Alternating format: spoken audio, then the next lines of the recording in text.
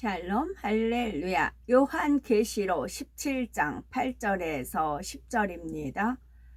네가 본 짐승은 전에 있었다가 지금은 없으나 장차 무저갱으로부터 올라와 멸망으로 들어갈 자니 땅에 사는 자들로서 창세 이후로 그 이름이 생명책에 기록되지 못한 자들이 이전에 있었다가 지금은 없으나 장차 나올 짐승을 보고 놀랍게 여기리라. 지혜 있는 뜻이 여기 있으니 그 일곱 머리는 여자가 앉은 일곱 산이요 또 일곱 왕이라. 다섯은 망하였고 하나는 있고 다른 하나는 아직 이르지 아니하였으나 이르면 반드시 잠시 동안 머무르리라. 아멘.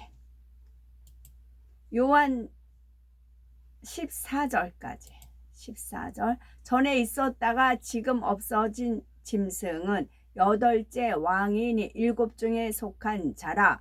그가 멸망으로 들어가리라. 네가 보던 열 뿔은 열 왕이니 아직 나라를 얻지 못하였으나 다만 짐승과 더불어 임금처럼 한동안 권세를 받으리라. 그들이 한 뜻을 가지고 자기의 능력과 권세를 짐승에게 주더라. 그들이 어린 양과 더불어 싸우려니와 어린 양은 만주의 주시요 만왕의 왕이시므로 그들을 이기실 터이요 또 그와 함께 있는 자들 곧 부르심을 받고 택하심을 받은 진실한 자들도 이기리로다. 아멘.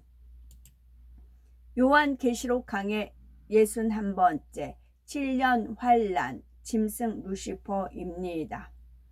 요한계시록 17장에서는 7년 환란 동안 이 땅에서 권세 잡고 있는 짐승과 그 짐승을 실질적으로 주관해 가는 여자에 대해서 설명하고 있습니다. 직접적으로는 짐승은 연합 정부를, 여자는 루시퍼를 가리키지요. 그러나 넓은 의미에서 짐승이 꼭 연합 정부만을 가리키는 것은 아닙니다. 연합 정부의 도구로 사용되는 컴퓨터도 짐승이라 말할 수 있지요. 여자 또한 꼭 루시퍼만 가리킨다기보다는 루시퍼의 조종을 받는 적그리스도의 세력의 머리를 지칭하기도 합니다. 사도 요한은 지금 이러한 짐승과 여자의 정체에 대해서 밝히 깨달아 가고 있는 것이지요. 그러면서 놀랄 수밖에 없지요.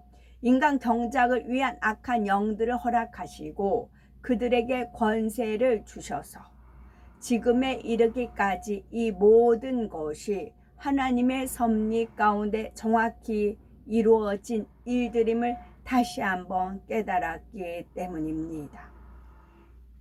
하나님의 섭리와 공의를 모르는 사람들은 세상이 돌아가는 것을 보면서 정의가 어디 있느냐, 오히려 악한 사람들이 더 잘 살지 않느냐 이런 말을 하기도 합니다.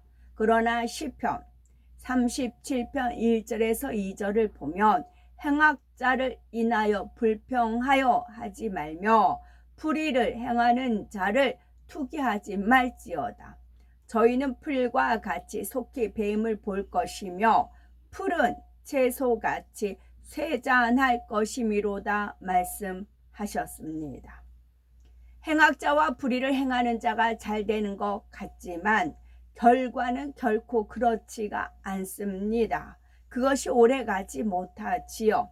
설령 이 땅에 사는 동안 잘 사는 것 같다 해도 그 후에 영원한 세계에서는 반드시 자기 행위대로 받게 된다는 사실입니다.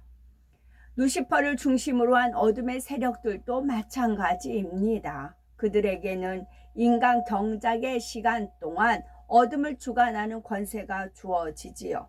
그러니 그 기간 동안에는 마치 자기 세상을 만난 듯이 활기를 칩니다. 하지만 그들에게는 어둠을 주관하는 권세만 있기에 어둠 가운데 있는 사람들을 통해 역사합니다. 또한 그들이 가진 권세는 단지 허락된 기간 동안에만 주어진 것이지요. 따라서 그 기간이 다 지나면 그들 역시 행한 대로 값을 치르게 됩니다. 온 세상을 호령하는 듯하던 권세는 사라지고 하나님의 엄위하신 공의의 심판을 받게 되지요. 사도 요한은 지금 이러한 과정들을 보고 있습니다. 하나님의 섭리가 공의 가운데 너무나도 정확하게 이루어지는 일들을 보면서 사도 요한은 놀라지 않을 수가 없지요. 물론 사도 요한은 하나님이 전지전능하시며 모든 것을 주관하신다는 사실을 알고 있습니다. 다만 7년 환란의 마지막에 이루어지는 일들을 보면서 그 사실을 다시 한번 깨닫고 있는 것이지요. 그러면서 인간 경작을 이루기 위해서 펼치신 하나님의 오묘한 섭리와 계획에 놀라고 있습니다. 이런 모습을 가리켜 기이히 여긴다 표현한 것이지요. 이 하나님께서는 전사를 통해 이후에 일어난 일들에 대해서 계속해서 설명해 주십니다. 요한계시록 17장 8절에 네가 본 짐승은 전에 있었다가 시방 없으나 장차 무저갱으로부터 올라와 멸망으로 들어갈 자니 땅에 거하는 자들로서 창세 이후로 생명책에 농명되지 못한 자들이 이전에 있었다가 시방 없으나 장차 나올 짐승을 보고 기이히 여기더라. 하나님께서 악한 영들에게 허락하신 기한이 다 되면 이 땅에서는 7년 환란이 끝납니다. 연합 정부는 붕괴되고 그들을 주관하던 악한 영들도 이 땅에 재림하시는 주님에게 쫓겨 무저갱에 갇히고 맙니다. 그때부터 이 땅에서는 천년 왕국이 시작이 되지요. 왕국입니다. 민주주의 국가가 아니고 왕국이에요. 주님이 왕이십니다. 주님이 왕이시. 우리는 조선시대 그 사극을 통해서 많이 봤기 때문에 왕의 위치가 어떠한 건지 압니다. 그래서 천년 왕국이 시작이 됩니다. 이처럼 세상을 지배하던 연합정부와 그들을 주관하던 악한 영들이 전에는 있었다가 지금은 사라지고 맙니다. 그런데 이렇게 무저갱에 갇힌 악한 영들이 천년 왕국이 끝날 시점에 다시 한번 노임을 받습니다. 그리고 이 땅에서 천년 왕국을 살아온 사람들을 미혹하여 멸망의 길로 이끌지요. 자신들만 멸망으로 가는 것이 아니라 다시 한번 수많은 사람들을 미혹하여 그들과 함께 영원한 멸망으로 들어갑니다. 원수 마귀 사단의 행위는 끝까지 이러합니다. 끝까지 이렇다고요. 아담과 하와를 미혹하여 선악과를 떠먹다 먹게 한 이후로 원수 마귀 사단은 이루 헤아릴 수 없이 많은 사람들을 미혹하여 멸망으로 이끌었습니다. 7년 환란 동안에는 말할 것도 없고 이제 백보자 대심판을 앞두고 있는 천년 왕국의 마지막 순간까지도 원수 마귀 사단은 사람들을 미혹하지요. 창세 이후로 생명책에 농명되지 못한 자들이 이 짐승을 보고 기이히 여긴다는 것이 바로 구원받지 못할 수많은 사람들이 원수 마귀 사단의 미혹에 넘어간다는 뜻입니다. 원수 마귀 사단은 창세 이후로 지금까지 다양한 형태로 나타나 사람들을 미혹합니다. 지금 전 세계 우리나라뿐만 아니라 전 세계에 이루어진 모든 현재 일어나는 일은 리허설이라 하였어요. 어떤 커다란 행사를 하면 연극도 있고 노래도 있고 여러 가지 그런 게 있잖아요. 그러면 팀별로 나와서 리허설을 하잖아요. 순서를 정하고 리허설을 하잖아요. 그와 같아요. 그래서 천년 왕국 지점에 7년 환란이 있고 핵전쟁이 있고 그러잖아요. 그러면 모든 문명이 다 파괴가 됐습니다. 아무리 사람의 지능, 지혜는 뛰어나도 모든 문명들이, 기계들이 다 파괴가 됐어요. 원시 생활로 갑니다. 그것이 뭐예요? 가자 지역이라든가 이제 다 건물들이 폐허가 됐잖아요. 건물들이 다 폐허가 됐잖아요. 이것을 어떻게 복구를 하겠어요? 근데 주님께서 말씀으로 천지 창조를 하셨던, 주님께서 말씀으로 천지 창조를 쫙 하십니다. 그래서 이 황폐했던 곳에 아담과 하와가 살았던 그런 이제 에덴으로 바뀝니다. 에덴으로 바뀌어요. 그래서 나무가 이제 종류별로 심해진 뭐 채소, 과일 나무들이 다 이렇게 생깁니다. 그래서 사람들이 원시 생활로 가는 거예요. 우리 이제 부활체들은 음식을 직접 먹지만 배설은 안 하고 호흡을 통해서 이제 그 기운으로 살아가고요. 7년 환란에도 남은 사람들은 그런 과일과 이제 그 열매를 따먹고 삽니다. 그런 삶이 돼요. 그러다가 이들이 천년이란 세월에 그 지혜들이 축적되어 있기 때문에 뭘 하나 가지고도 뭘 여러 개 만드는 사람, 재주 좋은 사람들이 있잖아요. 그래서 이들이 이제 뭐 재주를 가지고 이제 여러 가지 이제 문명을 또 발달을 시킵니다. 그러다 보니 그들이 힘이 생겼어요. 원시 생활에서는 그냥 자연으로 주어진 거 먹고 할 때는 힘이 없어요. 근데 천년이란 세월이 지나면서 머리가 이제 니무롯이 나타나듯이 또 네피림이 나타나듯이 그렇게 이제 자기들이 뛰어난 지능을 가진 사람들이 있어요. 그래서 어떤 거를 뭐 땅을 팠더니 뭐가 있어서 그걸 가지고 이제 기계를 만든다거나 그렇게 노하우에 의해서 이제 문명이 생겨요. 그러면 어떻게 힘이 생겨요. 힘이 생겨서 저 부활체 가지고 거룩한 하나님의 사랑하는 성, 거룩한 성에 거하는 사람들, 왜 우리가 차별을 받아야 되느냐? 지금 이제 노조도 역시 지금 그렇게 일어난 거잖아요. 그래서 대기업을 멸망을 시키려고 하는 거잖아요. 그와 같은 일이 일어납니다. 근데 거의 7년까지는 평화롭게 삽니다. 그런 생각을 못 해요. 그러다가 이제 하나님께서 테스트 하기 위해서 무적행에서 악한 영을 풀어 놓습니다. 잠시. 그럼 악한 영이 후루루 다니면서 이제 하와를 꼬셨듯이 꼬십니다. 각 사람한테 이렇게 노크를 해요. 생각을 주관을 시킵니다. 내 생각을 받아들이느냐 물리치느냐 그는 자유의지입니다. 그래서 생각을 자꾸 주관을 해서 그들이 이제 힘을 기릅니다. 그리고 모아가지고 이제 거룩한 성을 파괴시키려고 이제 계시록에 있는 말씀대로 사랑하시는 진을 이제 공격을 합니다. 그랬을 때 하나님께서 진노를 참고 이제 참으셨지요. 그 진노를 폭발하십니다. 그리고 나서 완전히 이제 악한 영은 무적행에 완전히 영원히 갇히게 됩니다. 이 원수마귀 사단 루시퍼 같은 경우가 이런 모든 걸 알아요. 하나님 비밀이 안 하세요. 제가 헤브라님 있었던 얘기를 하는 이유는 천국에 가시면 그거를 볼 수 있기 때문에 그래요. 헤브라님이 어떠한 분인지 정말, 그러니까 하나님은 우리가 측정할 수가 없어. 저도 쇼킹을 했었으니까요. 그 이제 멜기세덱과 같은 그런 반차에 의한 분이었으니까.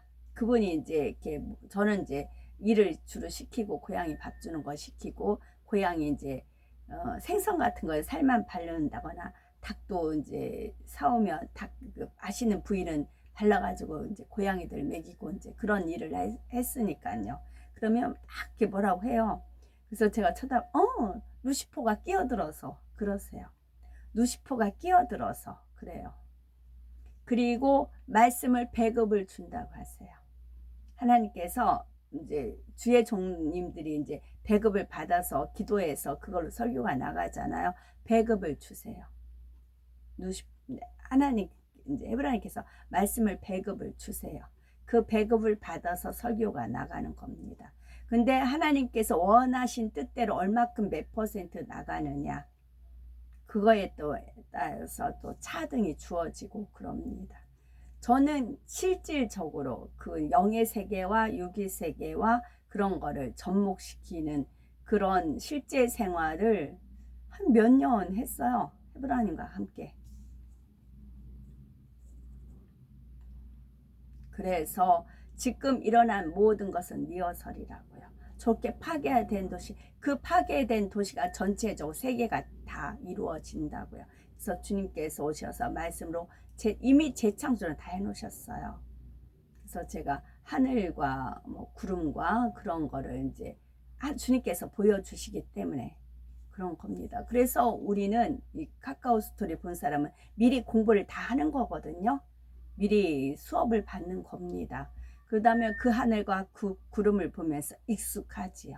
우리는 이렇게 스무스하게 들어가는 겁니다. 7년 환란 동안에 드러날 연합정부만 있고 짐승이 아니라 지금 연합정부가 서서히 권력을 지금 거머쥐고 있는 그것도 리허설에 지금 나오죠. 누가 뭐 유엔에 가가지고 연설한다 뭐한다 그렇게 되잖아요. 그래서 압축이 되는 겁니다. 힘을 연합정부에다가 이제 유엔에다가 힘을 몰아주는 겁니다. 그들이 지금 권세를 하나님께서 부여를 하신 겁니다. 그게 서서히 이제 드러나는 겁니다. 리허설이에요. 여길 봐도 리허설, 저기 봐도 리허설. 앞으로 있을 대드라마 7년 환란을 위한, 우리는 7년 혼인잔치, 이 땅은 7년 환란, 거기에 대한 지금 리허설이 지금 되어져, 여길 봐도 리허설, 저기 봐도 리허설. 이게 이제 세계로 번지는 겁니다. 7년 환란 동안에 드러날 연합정부만 있고 짐승이 아니라 원수 마귀 사단은 각 시대적인 상황에 맞게 각가지 짐승의 모습으로 등장을 합니다. 짐승이라고 하니까 정말 짐승의 형태라는 뜻이 아닙니다. 하나님을 대적하는 원수 마귀 사단의 하수인 노릇을 하는 모든 것을 총칭하여 짐승이라 말할 수가 있습니다. 원수 마귀 사단의 하수인 노릇하는 것. 짐승은 원수 마귀 사단의 하수인으로서 하나님을 대적하고 하나님의 나라를 회방하며 하나님의 사람들을 핍박하고 죽이는 이러한 모든 일들을 행해 왔지요. 그런데 사람들은 이러한 짐승을 보면서 그들에게 미혹당하고 맙니다. 짐승은 늘 그럴듯한 모습으로 나타나기 때문에 그 겉모습에 현혹되어 넘어가지요. 오히려 기이하다, 신기하다 하며 놀라워하면서 그들의 쾌계에 빠져 멸망으로 갑니다. 그 권세를 줘서 그래. 용의 권세, 짐승의 권세, 거짓 선지자의 입의 권세, 그런 것을 줬기 때문에 중국, 러시아, 이스라엘 장기 집권을 하잖아요. 한 시대에 이렇게 한 나라만 그런 게 아니라 여러 나라들이 장기 집권을 하잖아요. 그 권세를 줘서 그렇고, 그 권세, 이제 7년 환란을 위한 권세가 그들이 주어졌기 때문에 그렇습니다. 고린도 후서 11장 14에서 15절에는 이것이 이상한 일이 아니라 사단도 자기를 광명의 전사로 가장하나니 그러므로 사단의 일꾼들도 자기를 의의 일꾼으로 가장하는 것이 또한 큰 일이 아니라 저희의 결국은 그 행위대로 되리라 라며 경계하고 계신 것입니다. 그러니 항상 진리인 하나님의 말씀으로 분별해야 하며 열매로 분별해야 합니다. 마태복음 7장 18에서 20절에 좋은 나무가 나쁜 열매를 맺을 수 없고 나쁜 열매를 맺을 수 없고 못된 나무가 아름다운 열매를 맺을 수 없느니라. 아름다운 열매를 맺지 아니하는 나무마다 찍혀 불에 던지우니라. 이러므로 그의 열매로 그들을 알리라 말씀하신 대로입니다.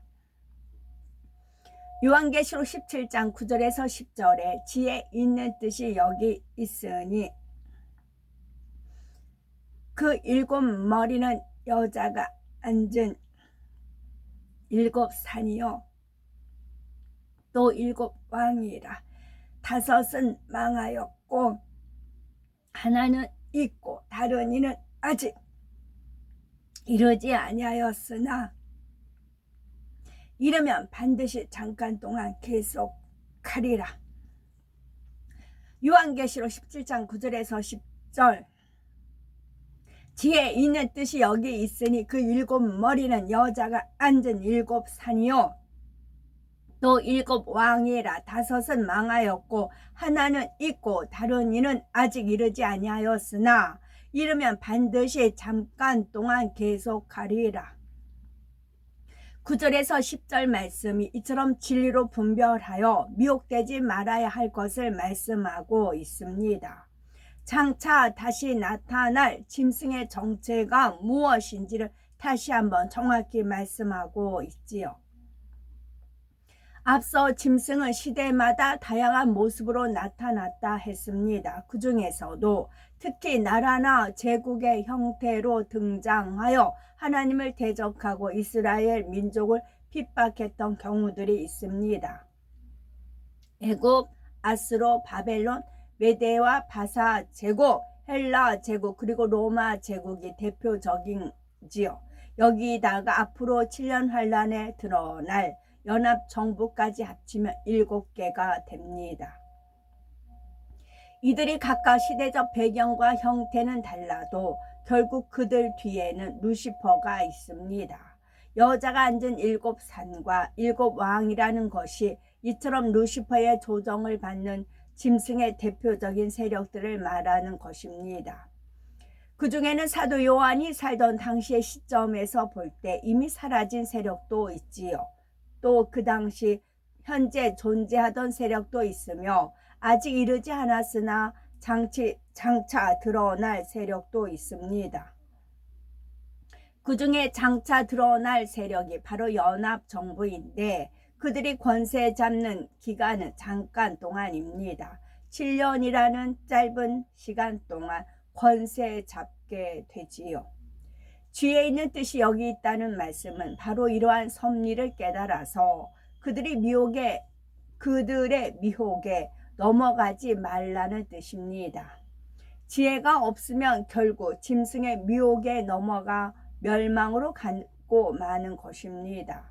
하나님께서는 각 시대마다 하나님의 사람들을 통해 하나님의 뜻이 무엇이고 지혜가 무엇인지를 수없이 가르쳐 주셨지요. 잠언 9장 10절에도 보면 여호와를 경외하는 것이 지혜의 근본이요 거룩하신 자를 아는 것이 명철이니라 했습니다. 이처럼 여호와 하나님을 경외하는 것이 지혜의 근본이라 하셨음에도 많은 사람들은 하나님을 경외하지 않으므로 지혜를 얻지 못하였습니다. 그러니 결국 짐승의 미혹에 넘어가 하나님을 대적하며 죄악 가운데 살다가 멸망으로 갈 수밖에 없는 것이지요. 이는 7년 환란의 마지막까지 마찬가지입니다. 하나님께서는 7년 환란의 마지막에 있을 일까지 성경에 자세히 기록해 놓으셨지요. 9절 이후에는 이처럼 마지막 순간에 일어날 일들에 대한 내용들이 내포되어 있습니다. 본문 말씀을 역사적으로 볼 때는 앞서 말씀드린 대로 각 시대마다 있었던 짐승의 세력들에 대한 설명입니다. 하지만 이 말씀에는 동시에 7년 환란의 마지막에 있을 연합정부와 적그리스도 세력의 최후에 대한 내용이 담겨 있습니다. 다섯은 망하였고 하나는 있고 다른 이는 아직 이르지 아니하였다는 것은 연합정부가 어떻게 붕괴되었는지를 말해주고 있습니다.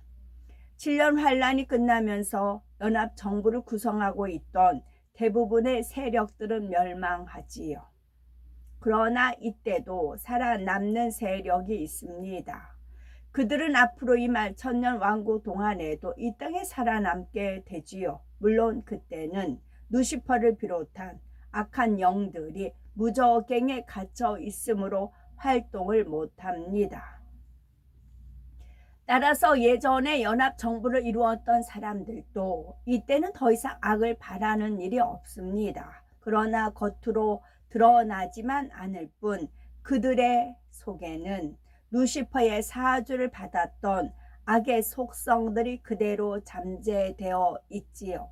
그러다가 천년 왕국이 끝나는 시점에 루시퍼를 비롯한 악한 영들이 다시 한번 노임을 받으면 바로 이러한 사람들이 다시 주동이 되어 하나님을 대적하는 일에 앞장섭니다.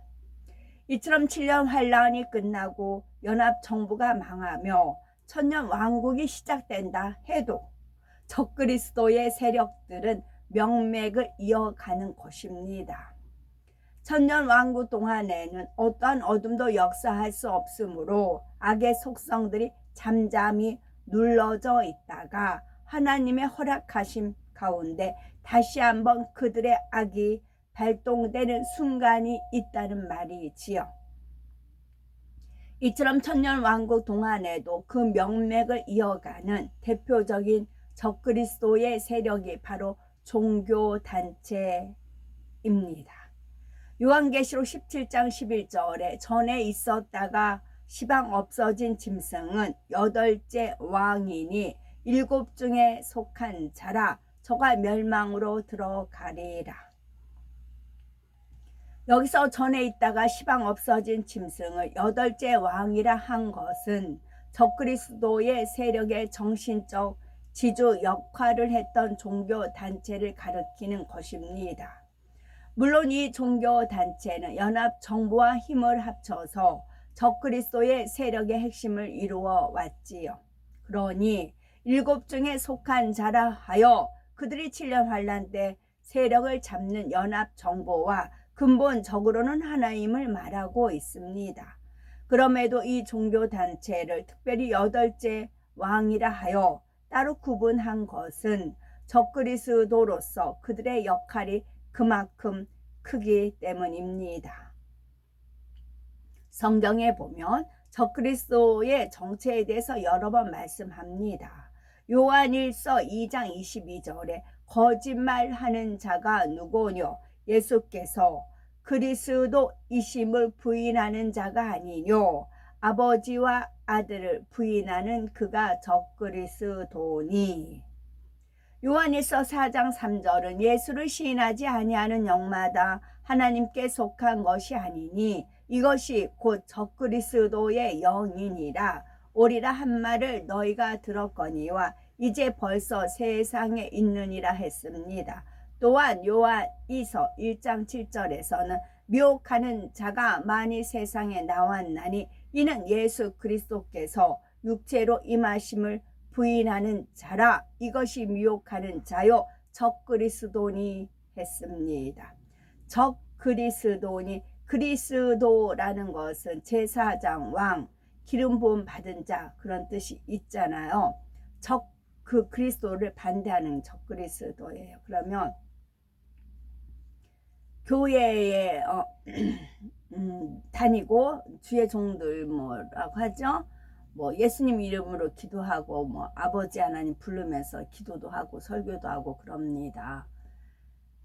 그러면 이제 그들 중에는 적그리스도가 있어요. 그리스도 이제 그러니까 천국을 못 들어가고 지옥을 갑니다.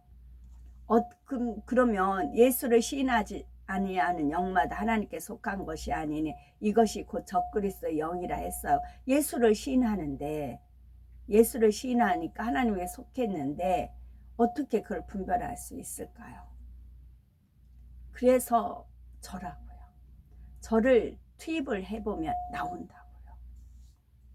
예수 이름을 기도합니다. 하나님 앞에 예배 드린다고 합니다. 근데 지옥 가요.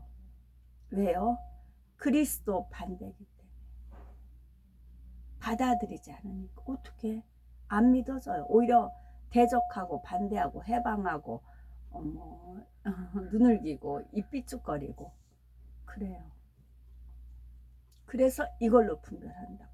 이것도 하나님의 아버지 하나님 하나의 지혜이기도 하고요.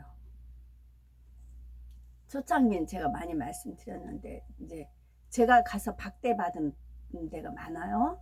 가서 박대받은 데가 많아요. 그 순간에 너를 잠깐 이제 심판날에 지옥입니다. 유황못이다 판결 났어요. 그 의학이잖아요. 그러면 제가 이제 헤브라님 심부름으로도 다녔지만 주님 심부름으로 교회마다 다녔을 때 박해를 받았단 말이죠. 천대를 받았단 말이죠. 근데 제가 갔을 때 이제 박해받는 천대하는 그게 장면이 딱 있어요. 그 목사가. 그랬을 때 저를 후련히 예수님으로 변하게 한다는 얘기예요. 왜냐면 예수님 이름으로 가라고 해서 간 거였기 때문에 그게 이제 증거가 되는 것이죠. 그래서 이번에 이제 10월에 그 많이 모이는데 굵직굵직한 사람들, 저희 천대 박대한 사람들이 어마어마히 많아요. 거기 목사들. 그래서 안 가는 이유도 있지만 그렇다고요. 그러나 어차피 그들을 보는 게 아니고 그 중에서도 이제 하나님께서 믿음 심어주고 테스트하고 그러기 때문에 이제 하나님께서 역사하신 거였더라고요.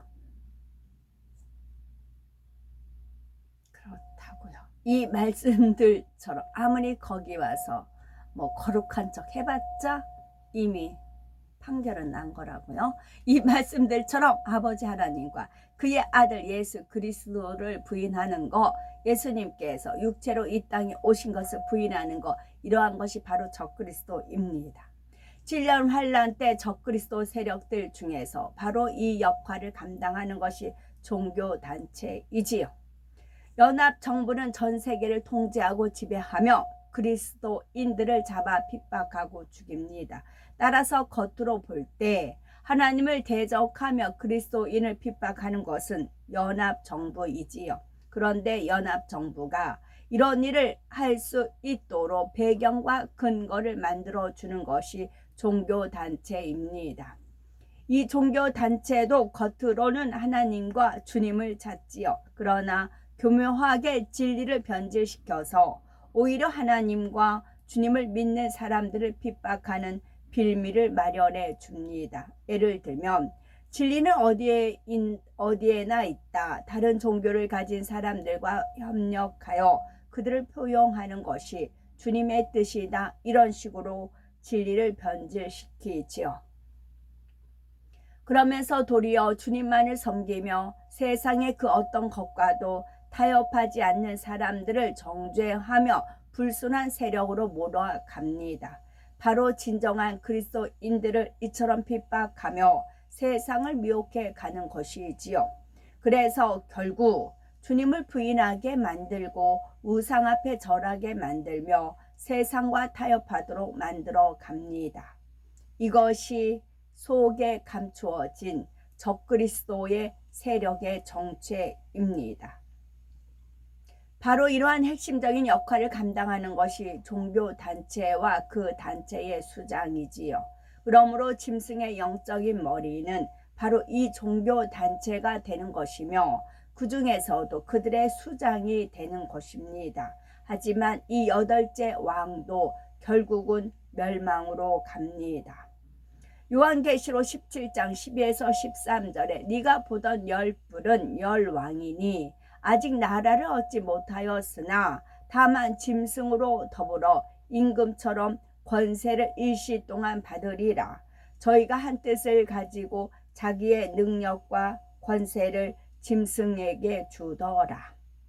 연합정부는 여러 나라가 모여서 구성이 됩니다. 그들 각각의 나라로서는 전 세계를 지배할 만한 힘이 없지요. 많은 나라들이 한 목적을 가지고 연합하였기에 그들이 전체적으로 힘을 발휘할 수가 있는 것입니다. 그러므로 이들 각 나라들은 연합정부를 중심으로 하는 적그리스도의 세력에게 적극적으로 협력을 합니다. 그렇게 하는 것만이 자신들의 나라가 사는 길이라고 생각하기 때문에 최대한 협력을 하는 것이죠.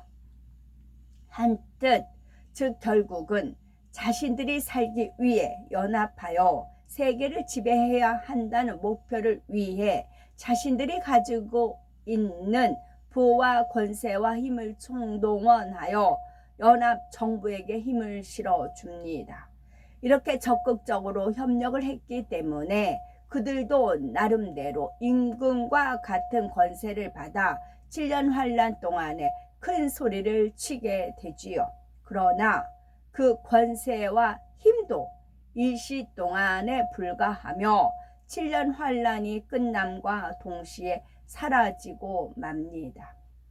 요한계시록 17장 14절에 저희가 어린 양으로 더불어 싸우려니와 어린 양은 만주의 주시오 만왕의 왕이시므로 저희를 이기실 터이요 또 그와 함께 있는 자들 곧 부르심을 잊고 빼내심을 얻고 진실한 자들은 이기리로다. 짐승을 중심으로 하는 적그리스도의 세력의 목적은 오직 하나님과 주님을 대적하는 것입니다. 그들을 주관하는 루시퍼와 악한 영들에 의해 이 땅에서 하나님과 주님을 대적하는 도구로서 쓰임받는 것이지요. 그렇다고 그들이 주님과 직접 싸울 수 있는 것은 아닙니다. 그래서 그들은 대신 주를 믿는 사람들을 핍박함으로 어린 양이신 주님과 싸우려 합니다. 그러나 그들이 주님을 이길 수는 없습니다. 악의 영들에게 허락된 시간이 다 되면 이 땅의 적그리스도의 세력은 붕괴되고 루시퍼를 비롯한 악의 영들도 무저갱에 갇힙니다. 하지만 그 마지막 순간이 올 때까지도 적그리스도의 세력들은 주를 믿는 사람들에 대한 핍박을 멈추지 않습니다. 그로 인해서 주를 믿는다 했던 사람들 중에 많은 수가 결국은 주를 부인하고 말지요. 그럼에도 끝까지 핍박을 견디고 승리하는 사람들도 있습니다. 그와 함께 즉 주님과 함께 있는 자들 곧 부르심을 입고 빼내심을 얻고 진실한 자들은 이기리로다 하신 것입니다. 주님과 함께 있는 자들은 승리한다는 말입니다. 그러면 주님과 함께 있는 자들은 누구일까요? 첫째는 부르심을 입은 사람들이고 둘째는 빼내심을 얻은 사람들이고 셋째는 진실한 사람들이지요. 첫째 부르심을 입은 사람들입니다. 이들은 택함을 받은 자로서 부르심에 순종하여 주 안으로 들어온 사람들이지요. 주님께서 아무리 부르셔도 본인이 순종하여 들어오지 않으면 소용이 없습니다. 그런데 비록 7년 환란에 떨어졌지만 나중에라도 회개하고 돌이킨 사람들 중에는 이처럼 끝까지 부르심에 순종한 사람들이 있지요. 이들은 어떻게 해서라도 핍박과 고문을 이겨내고 결국은 승리하여 구원에 이르는 것입니다. 비록 성령은 거두어졌지만 끝까지 하나님께서는 이들에게 은혜를 주시지요. 둘째로 빼내심을 얻은 사람들입니다. 이들은 하나님의 뜻 가운데 특별히 쓰임받기 위해 선택을 받은 사람들이지요. 예를 들면 14만 4천 명의 전도자들이 이처럼 빼내심을 얻은 사람에 들어갑니다. 이들은 하나님께서 그 중심을 보시고 택하여 부르셨기 때문에 끝내 순교의 길을 걸어 구원과 영광에 이릅니다. 같은 순교를 했다 해도 단순히 구원받는 차원을 넘어 영광에 이를 수 있는 자격을 얻게 되지요. 부르심을 입고 순교에 이른 사람들과는 다른 차원임을 알 수가 있습니다. 셋째로 진실한 사람들입니다. 마음에 간사함이 없고 거짓이 없으며 악인의 불의가 없는 사람들이지요. 이들은 예전에는 주님을 몰랐거나 진리를 몰라 잘 믿지 못했던 사람들이었습니다. 그런데 참을 알게 된 후로는 180도로 변합니다. 마음이 진실하기 때문에 진실을 만나게 되면 생명까지라도 불사하고 그것을 지키는 것이지요. 두 증인도 그렇습니다. 물론 그들은 주님을 알고 바르게 믿었음에도 사명을 위해 이 땅에 남은 경우이지요. 그런데 두 증인은 마음이 진실하기 때문에 어떤 어려움과 환난 속에서도 자신들에게 주어진 사명을 끝까지 완수합니다.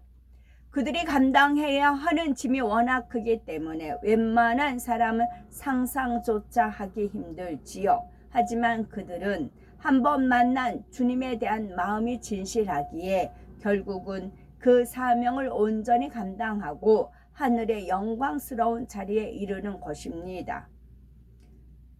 요한계시록 말씀도 7년 환란의 막바지를 향해 가고 있습니다. 우리는 더 깨어 있어야겠다. 더 충성해야겠다. 더 빨리 영으로 온영으로 들어가야 되겠다. 이런 마음이 들어야 합니다. 혹여라도 반복되는 듯한 흐름 때문에 마음을 놓아서는 안 되지요. 설령 비슷한 내용이 반복된다 해도 오히려 더 마음을 다지는 시간이 되시고 돌이킬 것이 있다면 더 늦기 전에 돌이켜야 합니다. 결단하여 버릴 것이 있다면 오늘 이 시간 결단하시고 믿음의 분량에 따라 어떤 분은 7년 환란이 무섭고 두렵고 이 땅에 떨어지지 않기 위해서도 그래야 하겠지만 우리라면 이제 그보다는 당연히 목표가 더 커야 합니다. 그렇다면 우리는 주님과 함께할 7년 혼인잔치, 천년 왕국, 그리고 그 후에 영원히 거할 천국, 이러한 단어들이 얼마나 믿음으로 와 닿으시는지요. 그날은 반드시 속히 옵니다. 주님이 우리를 부르러 오실 때에 기쁨과 감동으로 맞이해야 하지 않겠습니까? 그날까지 한 분도 낙오되지 않고 소원을 꼭 이루셔서 신랑 되신 주님 앞에 모두 함께 있으시기를 바랍니다. 주님과 함께할 7년 혼인잔치 그랬어요. 그러면 우리가 예식장은 다 누구나 한 번씩 가봤을 겁니다. 그러면 신랑 신부 있으면 신랑 측 식구, 신부 측 식구, 식구들, 일가 친척, 부모들 식구들을 거의 앞 좌석에 앉습니다. 그리고 뭐 친구들이라든가 한번 이제 인사치레 온 사람 뒤에 뒷전에 서 있거나 뭐 봉투만 내고 간다거나 그러잖아요. 그러면은 7년 혼인잔치 주님 편이 있죠. 12제자도 있고 쭉 있어요. 신부 측은 하늘에 계신 내 아버지 뜻대로 하는 제가 형제요 자매요 모친이다 했어요. 그래서 저는 이 훈련을 어릴 때부터 부모 같지 않으니까 이미 부모의 정을 이미 끊었고 남편은 남편이 또 그러니까 정을 끊는 그 작업을 했고 대신에 창세기에 저주가 너는 남편을 사모하고 남편은 너를 다스릴지라. 남편이 잘났건 못났건 어쩌건 여자는 남편을 사모하게 되어 있어요. 그게 저주예요. 이 저주의 전을 끊기 위해서 저는 그렇게 피눈물 나는 싸움을 했고 그 저주의 끈을 끊었고 그래서 마지막 코스가 정과 욕심을 십자가에 못 박는 거였어요. 그리고 두 자녀도 그 아이들이 초등학교 다닐 때 그 아이들 있는 데서 미친 척 하라 명이 내렸어요. 그게 37세입니다. 37세. 99년도에 1999년도 37세 때 그 아이들이 초등학교 다닐 때 그들 앞에서 미친 채 하라는 겁니다. 못한다고 했죠. 이 아이들이 상처받을 거야 아니까. 그런데 이제 그러니까 내 뜻이니라 이제 그러세요. 내 뜻이니 하면서 강권적 역사가 일어납니다. 그 제 이제 영혼은 멀쩡한데 제 몸이 이제 틀어지기 시작합니다. 근데 천사가 뒤튼다고 하더라고요. 천사들이 이렇게 뒤튼다고 하더라고요. 그러니까 아이들이 기함을 하지요. 그럼 뭐예요? 애들도 버린다는 하나님 말씀에 의해서. 그래서 그때는 정신병원 생활했고 그 아이들 삶이 어땠겠어요? 그래서 하나님께서는 네가 아이를 버린 만큼 영적인 자녀들을 준다 하셨어요. 버렸기 때문에 30배, 60배, 100배로 갚아주는 것입니다. 그게 형제 자매 모친을 구하는 겁니다. 그래서 제가 팔복의 마음, 사랑장 마음, 성령의 9가지 온 집에 충성한 분에 한해서 앞자리에 앉는다고요. 7년 혼인잔치에 그 명단이 그 앞자리에 있다고요. 그러려면 가족 간에 서로 정이 있어야 됩니다. 제가 저번에 이제 어떤 분 대표님 딱 갔었는데 반갑더라고요. 그분 얼굴이 빛이 또 바라시더라고요. 너무 반갑더라서 제가 반가웠는데 주님께서 보고 싶다고 말을 하라고 이렇게 찔르시는 거예요. 아, 보고 싶었었어요. 그랬어요. 그리고 나서 이제 그 대표님 모임이 가기 시작했는데, 그러다가 우연히 제가 이제 제 카톡 관리는 안 합니다. 그런데 우연히 뭐 이렇게 하다가 뭐가 넘어갔는데, 좋아요라고 클릭한 그분이 3개가 되게 좋아를 클릭을 한 겁니다. 좋아요가 있는지도 몰랐어요, 저는요. 그래서 뭐야 했더니 그분이 좋아요를 클릭한 겁니다. 그분이 그 카카오스토리를 들으면서 본인이 감동이 된 부분에 좋아요를 클릭을 한 겁니다. 저는 당연히 몰랐죠. 그런데 그분하고 악수하는데 주님께서 보고 싶다고 말을 하라고 찔르십니다. 그래서 저는 이제 이렇게 말이 나오는 거죠. 아우, 보고 싶었어요, 대표님. 이제 그러고 악수를 한 거죠. 하나님은 그런 거 하나까지 다 채점, 점수를 주시는 겁니다.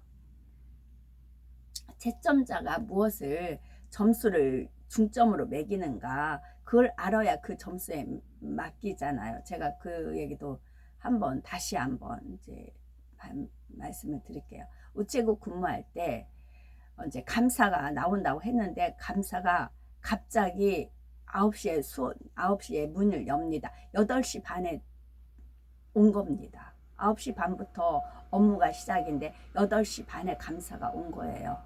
이제 그 면단이니까 그 면단이 근처에 숙박을 했다고 오셨나 봅니다. 다 내놓으라는 거죠. 아주 많이 걸렸어요. 특히 이제 뭐가 걸렸냐면, 집배원들이 그때 우체국 보험이 막 출시되었을 때요. 그러면 집배원들이 보험금을 받아가지고 온답니다. 와서 저한테 주면 제가 이제 작성을 하는데, 이게 보험료가 3개월까지가 유효가 되잖아요. 3개월 안에만 넣으면 돼요. 그러면 그 보험료를 받아서 미리 이제 쓰고는 월급 타면 저한테 돈을 주는 겁니다. 저는 몰랐죠. 이게 다 걸렸어요. 그래서 한 번은 이게 이제 온 사람이 무엇을 체크하는가, 저는 이제 처음이었기 몰랐다가 무엇을 체크하는가 이제 알았죠. 그리고 그 다음에는 철저하게 이분이 무엇을 중심으로 체크하는가를 알아서 그 부분을 정확히 이제 체크를 해 나갔습니다. 그래서 이제 또 감사가 온다는 그것이 와서 집배원 아저씨들한테 이제 단속을 시킨 거죠. 정확히 이제 감사가 오니까 영수증 그때 달라고 이제 그랬어요. 그러니까 이제 집배원 아저씨들이 감사하게 잘 호응을 해주셔서, 역시 마찬가지로 감사가 일찍 왔어요. 그 다음에요. 1년에 한 번씩 왔어요. 그랬는데 하나도 안 걸렸어요. 그랬더니 감사가 놀래는 겁니다. 하나도 안 걸렸어요. 그러니까 하나님께서 무엇을 중점적으로 채점을 하시는가, 거기에 그러니까 이제 같은 시간을 공부를 하더라도, 같은 시간 영어를 공부하든 수학을 공부하더라도 같은 시간 공부를 해요. 근데 그 선생님께서 시험 문제 안 날 부분만 파고드는 아이가 있어요. 그런데 어떤 아이는 선생님께서 어떤 문제 낼지 이걸 파악해서 그 문제를 중점으로 해서 공부를 해서 점수가 나오는 그런 케이스가 있는 거잖아요. 그래서 제가 중점적으로 목표가 뭐냐면, 한 상에 둘러 먹고 마시는 형제 자매 모친을 구하는 게 목적이라고요. 백성은 많다고 말씀드렸어요. 백성은 많아요. 백성은 많고 한 상에 둘러 먹고 마실 형제 자매 모친을 구하는 게 이 카카오스토리의 연 목적이라고요. 그것이 무엇이냐? 정과 욕심을 십자가에 못 박는 거이고요. 그랬을 때 이제 소자한테 물 한 그릇에도 주면 그런 상을 잃지 않다, 그런 말이 있고, 대신에 천대 박대 멸시 삐죽거리고 누누기고 그런 자들은 어떻게 되겠느냐는 얘기죠. 제가 안 한다니까요. 저는 안 해요. 제가 안 해요. 저는 제 삶 자체도 고달팠기 때문에 사람 안 해요. 주님이 하신다고요. 아버지가 하시고 주님이 아십니다. 그래서 성령 해방 모두 거역 제가 왜 그렇게 엄하게 다루어지느냐는 얘기가 제가 안 하기 때문에 제가 여리여리하고 예, 마음이 약한 여자이기 때문에 대신 주님이 하신다고요. 그래서 말씀대로 심판이 주어지고 말씀대로 상급이 주어지는 것입니다. 아멘.